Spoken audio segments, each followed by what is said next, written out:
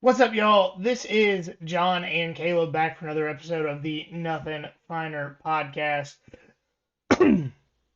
As always, you can find us on the Fans First Sports Network. You can find us everywhere. Sorry, we're a little jumbled because we're sad. We're big sad. Yeah, you are very sad. Um, no, you know where to find us. If you're here, you're listening. You've Alabama heard us. fans, how you doing? Yeah, because you only showed up to talk to us after the game. Yep. Yeah, I said I was gonna lose my voice. Seems like you did to some extent. No, Probably after the second drive of the day. it was in the first quarter that my voice just went. Um, yeah, no, I never got it completely back from after the Georgia Tech game, There. and like Now it's I'm probably permanently worse. yeah, I'm gonna actually go to the doctor about it because I am getting concerned. Yeah, fair. All right. Um, how are you? Are you okay? Do we need to take your shoelaces? That's not that bad. I'm gonna sound more depressed than I usually do in these kinds of episodes. Uh, we'll get into all the reasons why, but I'm not at the hope that I usually am by now yet, but I think I'm on the way. But tonight is not that night. Yeah, that makes one of us. With what I saw on the field last night, man, like we thought last year's team was bad. The last year's team had bright spots. There was a bright spot on the team last night. Yeah. And Last night, yeah, there wasn't a whole lot to look at. If my optimism comes from big picture, not last night for sure. well, hopefully you can talk me into it. But That won't be um, tonight. I can tell you, I'm not doing that tonight. Maybe later. oh, okay. Well, LSU at Ole Miss. Ole Miss covered 3.5, under a 58.5 hit.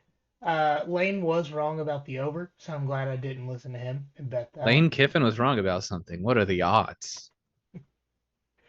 Trinidad Chambliss is just a dude. Yes. 385 total scrimmage yards in this game against a legit defense. LSU has just completely lost their offense Mm-hmm. altogether. In 2024 against a better Ole Miss defense, they had 421 total yards. This year, against a not as good Ole Miss defense, they had 256 yards. Yeah. Nussmeier's off. From what we saw Mm. last year, either they've done something schematically entirely different with the offense, or he's almost entirely dependent on an elite offensive line because this is not the same guy that we saw last year. No, it's really not. And he's not the only guy in the country who looked like he was on his way to an elite season because of a good 2024 that isn't performing. Whether that be because of offensive line play or maybe the lights were just too bright when they had all these expectations. I don't know. But Yeah, Brian we Kelly's know, expectations normally not good. very true.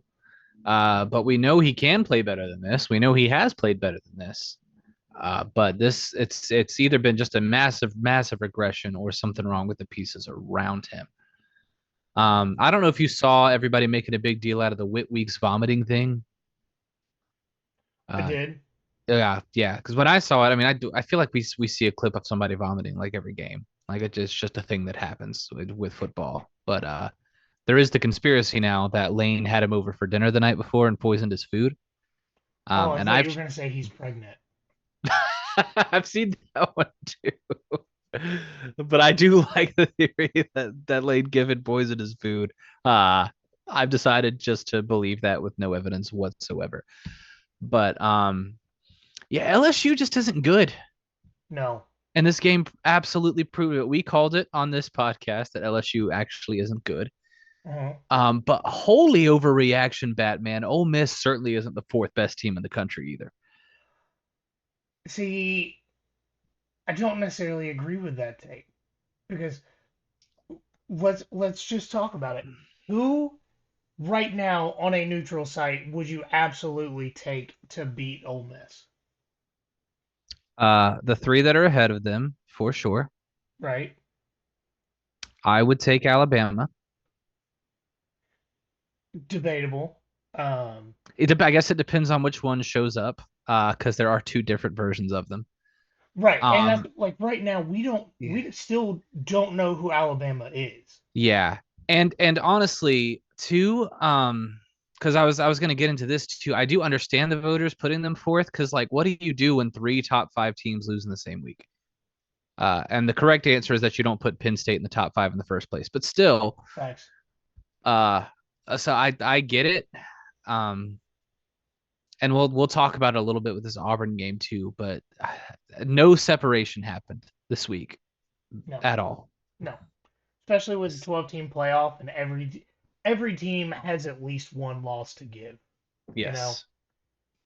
So, no, I think Ole Miss deserves to be ranked where they are in the AP poll because who would you put over them on a neutral site right now? Yeah, I would have to look at the poll again to really make that determination. But Well, so here's the I would thing. have said Tennessee, but the way that they played this week, that now So I can't be right sure about behind that. Ole Miss, we have Oklahoma, who's going to be without their starting quarterback 1 to 3 weeks. We have Texas Yeah, A&M, who still not great at forward passes. no, Penn State, not great at forward passes. Indiana have played nobody so nobody. far. And then you have Texas with an Arch Manning who only plays well against guys who Uber in the offseason. Right. I will say I probably would take Oklahoma with healthy John Mateer for saying both teams are healthy, put them on a neutral site. But That's the TBD, I big guess. argument. And like in my eyes, a healthy John Mateer makes that a good argument. Yeah. But yeah, Um, I guess you're right. Looking at it, like in terms of being certain that a team is better, that's the only one I've got that's underneath them. and we don't know how he's going to be when he comes back in 2 to 3 weeks. That's true. Sometimes those injuries change people. Yeah, I mean he broke a bone in his thumb on his throwing hand. Yeah. If his grip's not 100% when he gets back, he's not going to get the same velocity on the ball. So we don't know. Um, what we do know is that Hugh Freeze actually wants to end Jackson Arnold's life Yes. because Auburn did cover 6.5 in a Big Ten snooze fest that just happened to be in College Station. Yep. Remember The when we said we under, just didn't think Auburn would be able to score enough points to keep up with Texas A&M? The under hit in this game. yeah, it turns out neither of them could score Yeah. points. Yeah. That Yeah, but high-powered Texas A&M offense that might just be unstoppable this year. yeah, Whoops. I just man, like both teams have defenses now. They just decided, which kind of wild. Yeah. Uh, so honestly, out of this one, there's not very much to say. It was boring. It was almost all just exactly kind of what you thought, except for no points.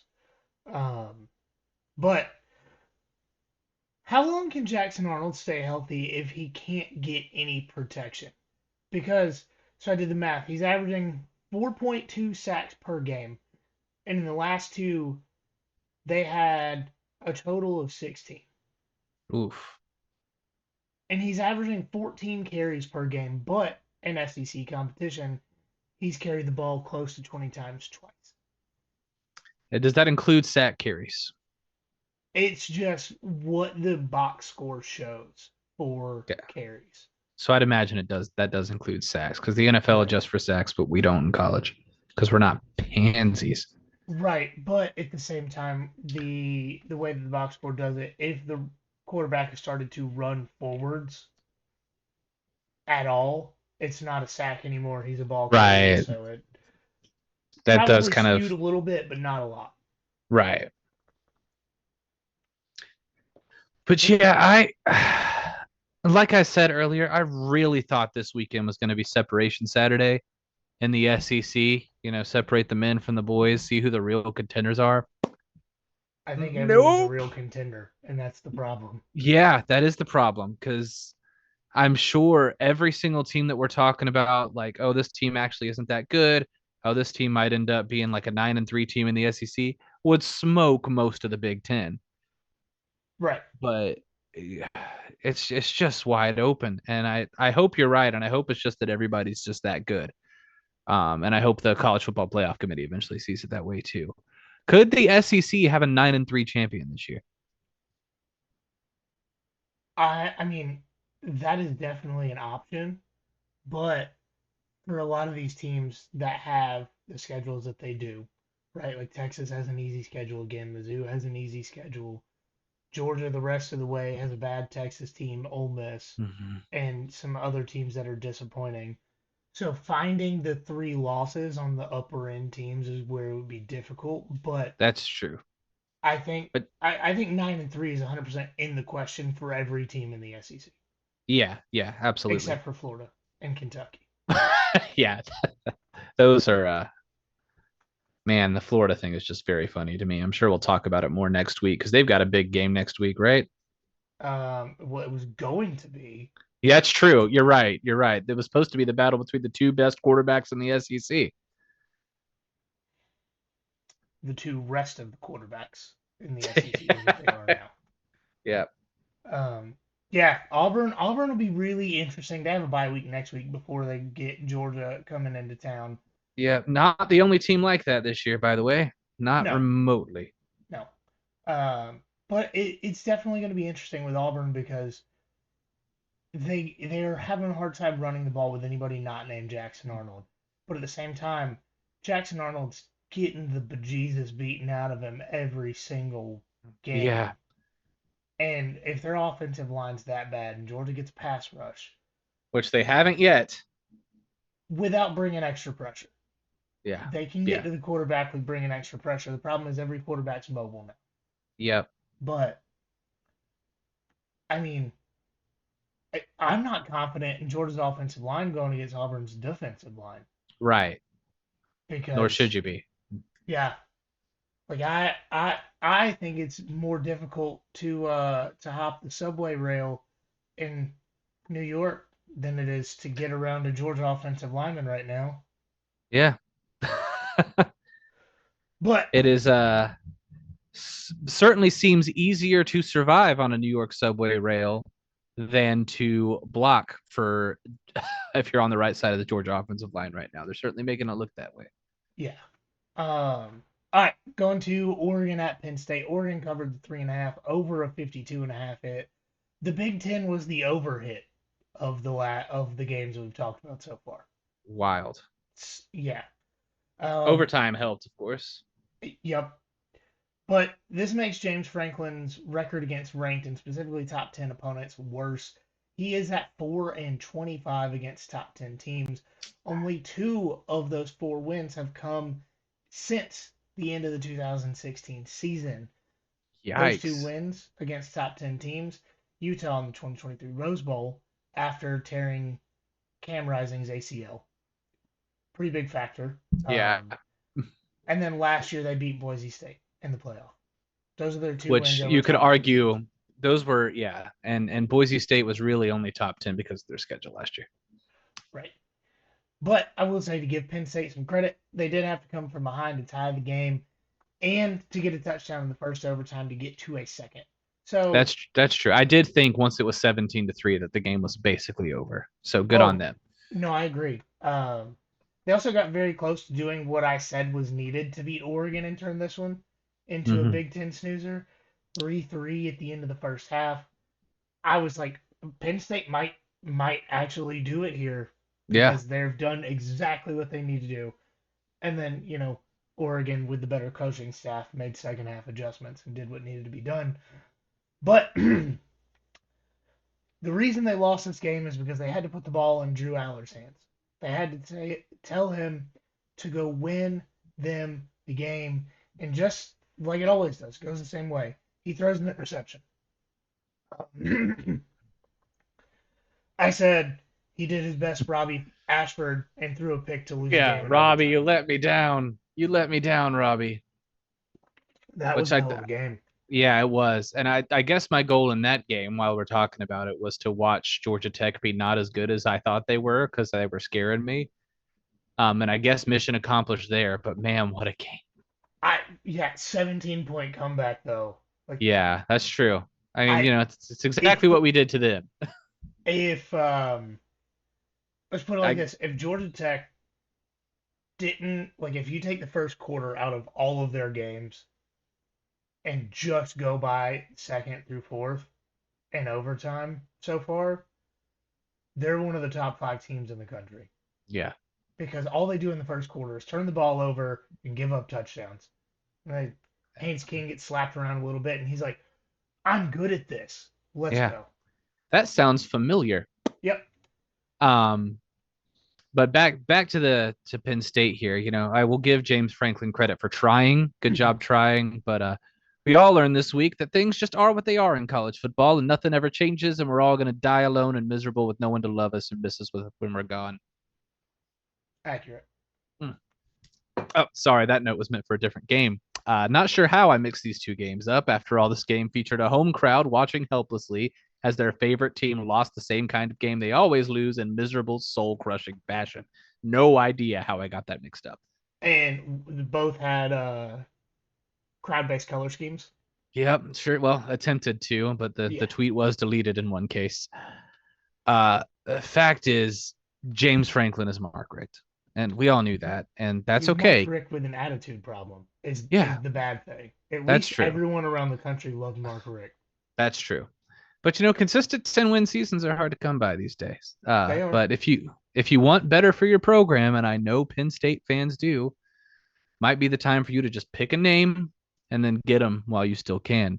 Matt Rule's at Penn State alone. Probably not him actually, Yeah. but you got options. Um. All right, that's gonna do it for this episode of the. Yeah, nothing else happened this weekend. No, we got to talk about it. Alabama at Yeah. Georgia. Bama obviously covered the 2.5. Yeah. Under 52.5. And I do just want to say I understand that this is a short episode so far. I'm already struggling to talk. Um, and if we did too long of an episode, I wouldn't be able to talk for the Georgia part of it. So Yeah. a I little got a bit rant too. It'll condensed. stretch it out a little bit, but Right. So there were multiple key moments in this game that cost the game. This is mm, actually an argument I got into with someone in the stands last night. They said Georgia lost that game because we didn't kick the field goal there. It's like maybe scoreboard wise, that is a factual statement, but there are a lot of reasons we lost that game, and uh-huh. the big one is that Alabama played football better than Georgia did. Right. Alabama won this game. Georgia did Yeah. not lose. Alabama won. I just want to make that very clear. We are not saying that Georgia should have won.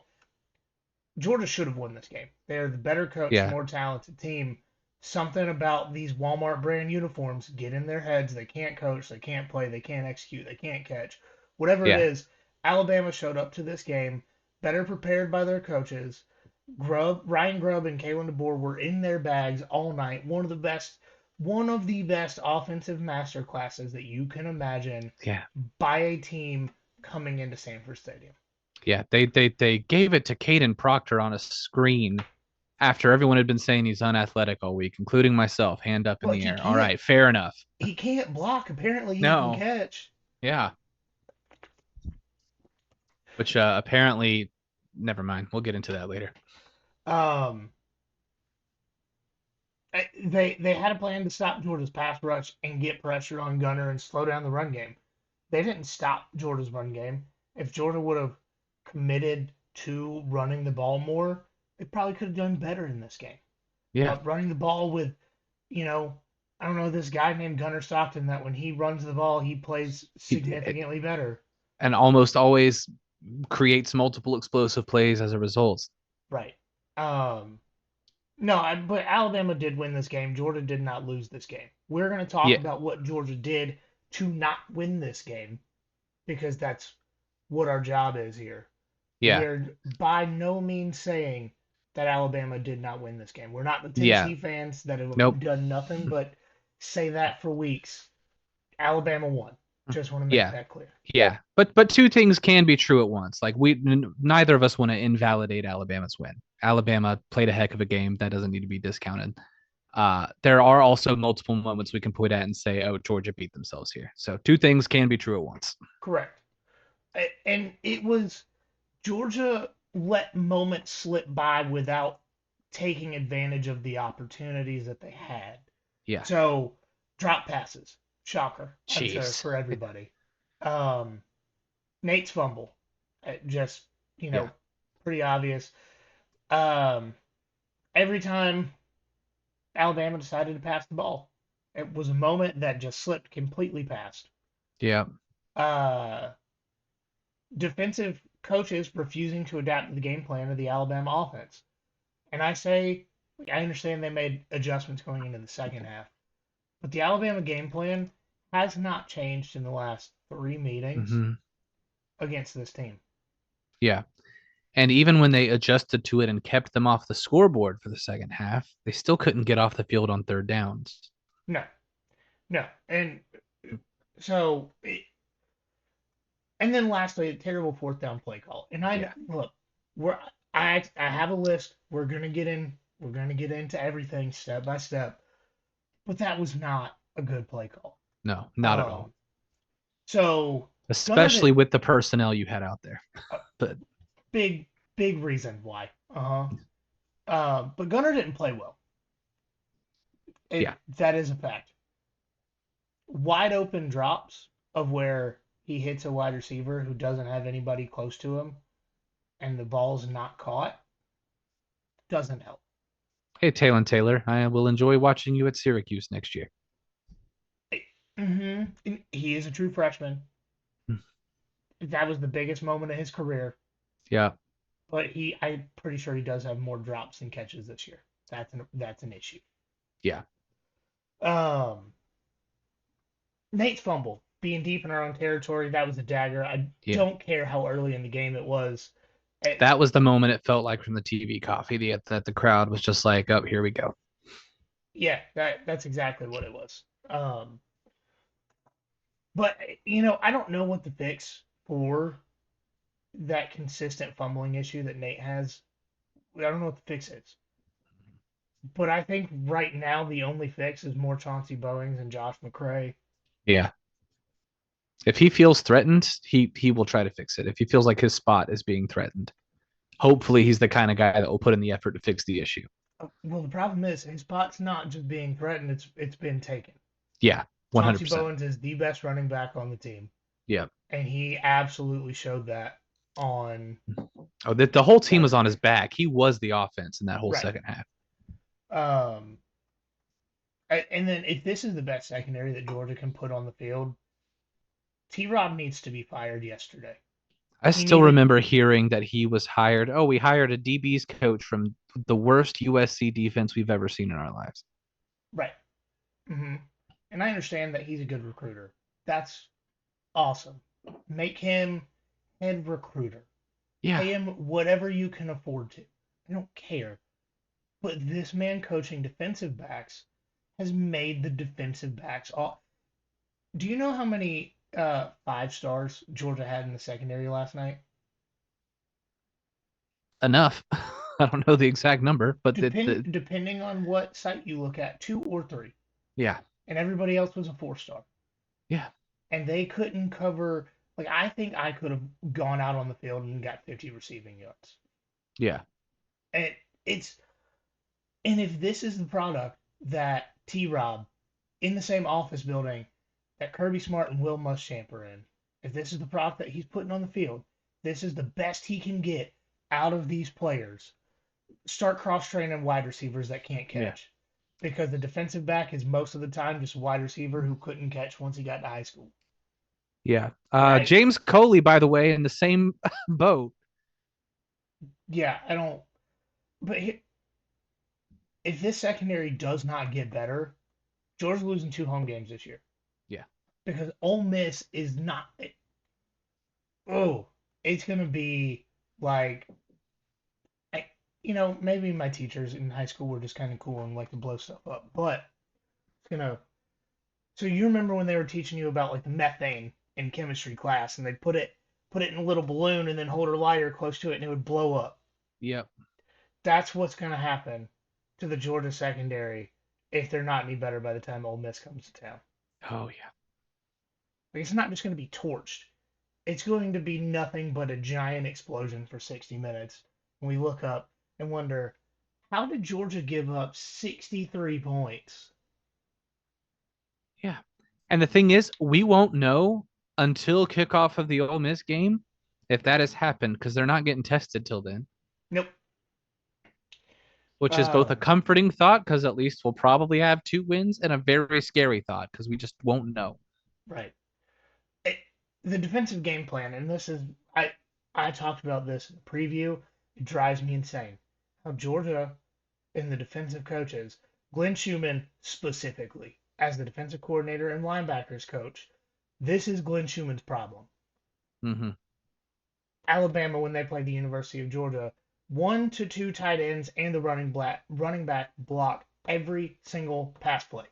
They have somewhere between 7 to 8 blockers on every single pass play when they play Georgia. They've done Sending it since extra bodies 2023. ain't gonna help with that, guys. Right. Absolutely not. You're not. Look, I love Georgia's linebackers. Sending Chris Cole on a delayed blitz going against their 6'6", 240-pound tight end is not going Chris Cole's way. No. Sending CJ Allen way late up the middle against Jan Miller, the best running back in the SEC at stopping blitzes, is not going that way. And Yeah. then, in the very few cases that you catch somebody off guard and get through, they have a quarterback who is able to move out of the way because it took so long to get through. He saw the guy coming. Yeah. Rushing the passer does not work against Alabama because they're terrified of Georgia's pass rush. Like, let's not make anything. Call a spade a spade. You don't have 8 blockers because you're confident in your offensive line. Right. But if you have 8 blockers, you're going to beat 6 defenders every single time. So Yeah. instead of sending those extra 2, drop them back into coverage. Yeah. Let them stop the Alabama receiving core from just killing you underneath all night. Yep. Like, I don't understand how you and I and every Georgia fan that has watched the 2023 SEC championship game, the 2024 game at Alabama, and the game last night, if every single Georgia fan that's watched those games knows what I just said to be a factually correct statement, how are some of the best defensive minds in the sport not able to come up with that same conclusion and be like, hey guys, we can't continue to do this? And don't just sit here, by the way, and tell me, oh, well, yeah, the Kirby and Glenn are the ones getting paid all the money. You guys don't know what you're doing. The reason they didn't score in the second half is because they started doing this. They Yes. started doing exactly what we're talking about in the second half because that Yep. was the correct thing to do. Yep. Like, I don't. It is. But we It. all knew you probably should have been doing it this way from the beginning. Yep. You had 3 years of data on this. It. It's. It's insane. It's infuriating that like Kirby Smart has forgotten more about football than I will ever know. That's 100%. Mm-hmm. How do I understand this? And he refuses to do what needs to be done here. That's the question. All right. Multiple linebackers had passes defended in the second half of this game because they were batting balls away. Yeah. And like just looking at the box score, we know they should if they did that all 4 quarters, Alabama may not have scored. Yeah. But why would you do what worked in the second half of the last 3 games? Why would you start off with that? That doesn't make any Yeah. sense. Why would you adjust to that after the first touchdown? That doesn't make any sense. We shouldn't adjust anything till halftime, which isn't how we handled Tennessee, but for some reason that's how we're going to handle Alabama. No. And then the fourth down play call. this fourth down play call, and Kirby defended the play call. He didn't just defend going for it on fourth down, which actually, I actually don't mind that decision in any way, shape, or form. It was what, 4th and 2? You'd been able to move the ball on the ground for the better part of the night. Like I get it. I don't think I would have done it in his shoes, but I get it. I would agree. The problem is you go to overtime, you're putting Alabama at the Hmm. 25-yard line when you haven't been able to stop them from gaining yards all night. Yeah. So what are the chances that you can continue, like you can stop them from gaining 25 yards multiple times, and you with your offense that can't do anything except for run the ball gets that 25 yards multiple times? I understand going for the dagger there. I do. Don't have an issue with going for the dagger there. That is the exact same play call that lost the Sugar Bowl. Yeah. And we love Cash Jones. We do. Who? Is a legitimate question now. Yeah. But continue. But why in that spot? Like, I understand doing a hurry up. But if so, Kirby came out and said, we knew that was the play call. And we said, if we get any amount of yards on third down, we're going on for it on fourth with that play call. Why is Cash Jones out there then? Why is Cash Jones out there? Why not the guy that was your entire offense for the second half of the game? Yeah. Why not, I don't know, anybody? Yeah. And I'm going to say it in my rant here in a minute. I would have put Nate Frazier in over him in that situation. Right. I agree. And to be fair, an offensive lineman missed a block. That's Yeah. 100% true. Like, Cash Jones had room that one guy didn't get through. Yeah. But at the A same different time, running back makes that guy miss, or at least tries exactly. to. Exactly. A different running back is able to make that guy miss. And I'm not saying that they would have, but they had the ability to. And Yeah. that's the difference. I was wearing my Cash Jones jersey yelling about this Yeah. in the stands. Yeah. Because we love Cash Jones, but we understand what his role is, and that wasn't it. Nope. And like those are the moments that Georgia did not take advantage of and they messed up, and that's why they did not play as well in this game. Yeah. Yeah. I pretty much agree with almost everything that you said here, but I still need to vent. So I'm just going to say a lot of it again in a different way. And if you guys who are listening don't want to hear it, I'm sorry. But this podcast is designed for us to get our feels out. Kirby has been preaching all offseason fire, passion, and energy, FPE. And the only FPE I saw from the coaching staff was fear, piss, and egregious play calling. Yep. Like I don't necessarily blame the players for this game so much. Every player not named Cash Jones, Ellis Robinson, or Talon Taylor really wanted to win this game. I would Imagine argue. Ellis. Imagine Ellis if Muschamp was still the DB's coach Oh gosh. instead of T. Rob. Like I just guarantee I guarantee you he wouldn't have tried to Superman his way into that pile at the nope. very least. Look, and then look, those guys obviously made critical mistakes that we may have won the game without. Some other players too. Uh, you had two choices on that fourth down call: either not take the points or don't have Cash Jones out there do it. Also, 8 minutes left. Or sorry, also having Cash Jones catch a screen on third and forever on the Mm-hmm. side of the field where the offensive line has struggled all year. When Mm-hmm. all Cash has done all year, not always his fault, but all he has done this season so far is fall down behind the line of scrimmage on critical downs. It's a bad Yeah. call. And again, I'm not anti-screen in principle like a lot of Georgia fans are, but that was an awful decision from the beginning. And to me, that third down call, the third and forever call, before we punted the ball back to Alabama with 3 minutes left, which I thought was just the end of the game, and Mm-hmm. it ended up being. It just felt like one of those cases where Kirby's like, well, we're behind the sticks. Let's just surrender the possession, which itself was a bad decision there, especially because your defense wasn't allowing points, but they needed to get off the field and they hadn't done it all night. Mm-hmm. And yes, Nate Frazier fumbled the ball early. Uh, but there were situations like the one we just talked about where he probably should have been in the backfield over like Cash Jones at least. and just pulling him for the rest of the entire game and not having any situation to put him in feels like an emotional decision. One any of us fans would probably make in that moment. I'm sure you were thinking that in the moment being there, but Kirby's supposed to be above that. This game was lost because Kirby Smart got in his own head against Alabama like he always does, and he Yep. makes decisions in these games that he never would make if he was playing against anybody else. Uh, I'm also very worried about this defense. We kept giving up the big play against Tennessee, couldn't get off the field against Alabama. And guys, I said it at the beginning. I would love to be able to tell you right now, oh, we lost this game last year and still made the playoff. We'll be fine. I'm not there yet. No. Maybe by Thursday I will be, but not now. If you are, let There's me know because I, yeah, I need I need to be talking to it just as much as talking everybody else into it. yeah, and but there is right now. I feel like there's a real reason to be concerned. 8-4 is very much on the table. Yep. The way the other teams on our schedule are playing, if not worse. By the way, Auburn's probably a losable game right now. Ole Miss is definitely a losable game.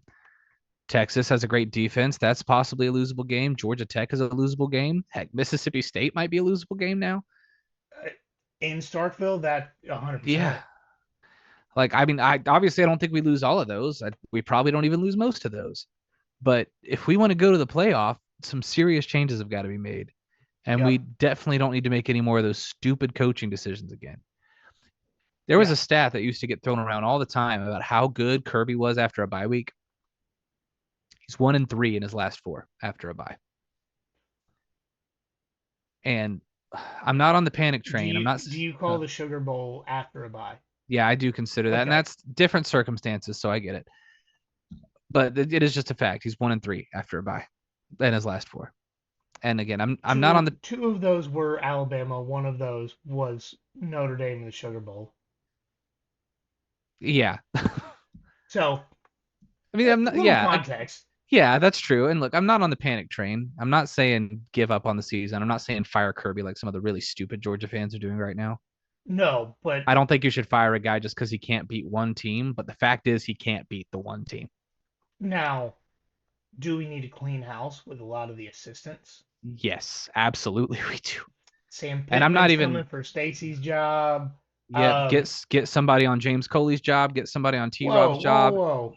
Put T. Rob and Coley as Recruiting recruiting directors. directors Yeah, let them and do that.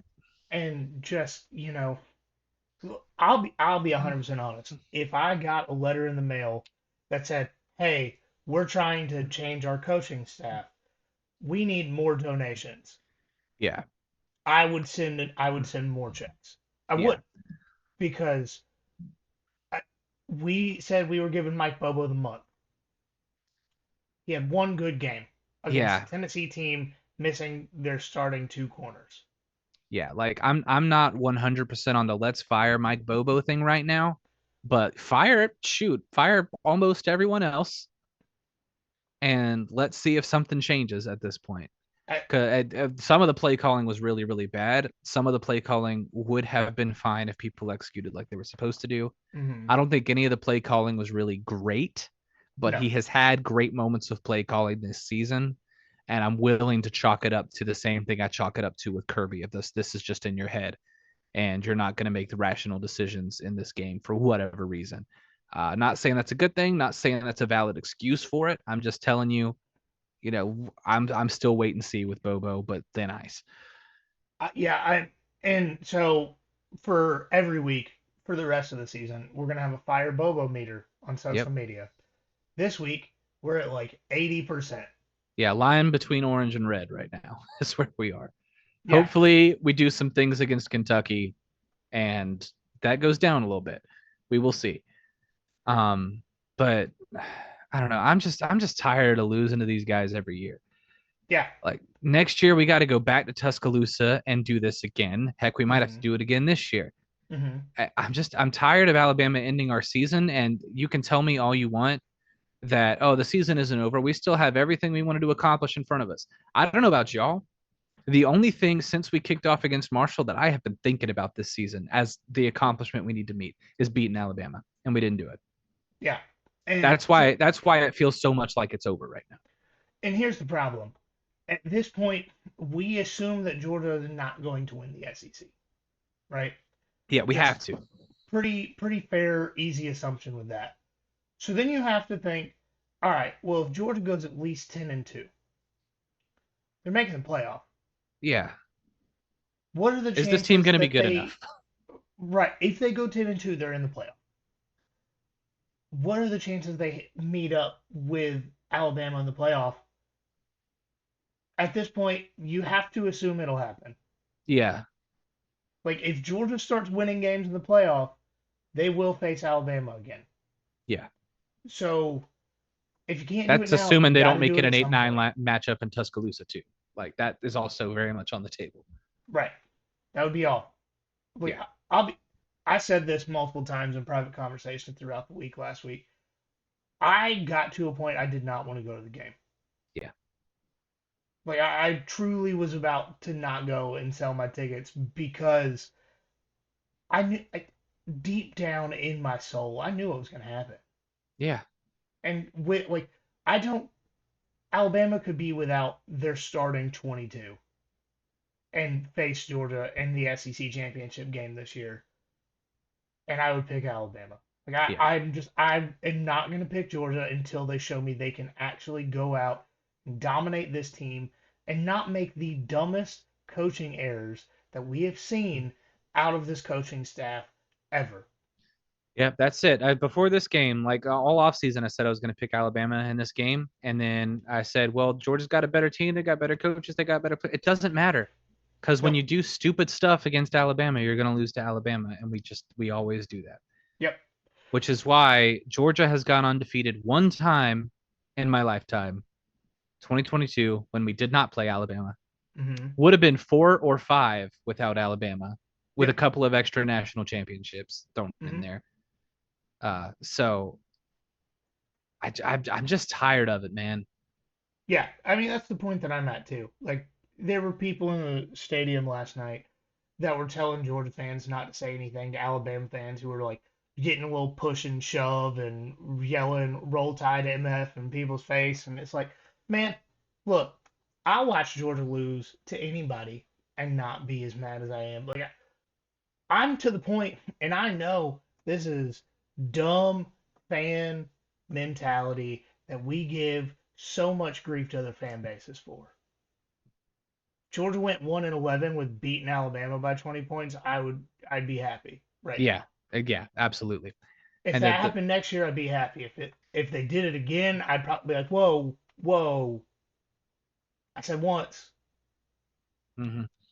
The best case scenario, and I have considered this, the best case scenario right now is that the roles in this rivalry have transitioned to where Alabama is the Michigan to our Ohio State, and Where we you still know, win titles, just can't beat them. I mean, yeah, that is the best case scenario, and it's the scenario I'm hoping for. But there is also just a scenario where Alabama is the national champion at the end of the year, and I throw everything at the wall. There certainly is. All right, guys, it's looking like there's not going to be a Wednesday episode this week. Two reasons. Mike's out of town, and I'm trying to give my voice time to recover before Thursday because Mm. doing three of these a week, if I don't give my voice time to recover, I will continue to have the same issues that I'm having right now. I'm trying to get better about that. But that's going to do it for this episode. Come back and, you know, the good thing about Kentucky being next week is The vibes will be high. Well, vibes will higher. be high. It is possible that they're so pissed off they hang 70 on Kentucky because Kentucky just doesn't play football when they come to Athens for whatever Yeah. reason. For whatever reason, they make us sweat our entire body off when we go to Lexington, but then they come to Athens and it's nothing. So, fingers crossed we 70-0 against Kentucky and, everybody's just like, "Wait, we know Georgia, they can't beat Alabama, but they're still good." Yeah, that's what we're hoping for. And you know what? Silver lining here, at least the stat of the last team to beat Georgia at home at night no longer belongs to Kentucky. That is fair. That's a fair Yeah. statement. But yeah, y'all come back next week or later this week, I should say, and check out that preview episode. We're not doing an interview, like I said, just trying to take care of myself. But as always, remember there's nothing finer in the land. Then a drunk, obnoxious Georgia fan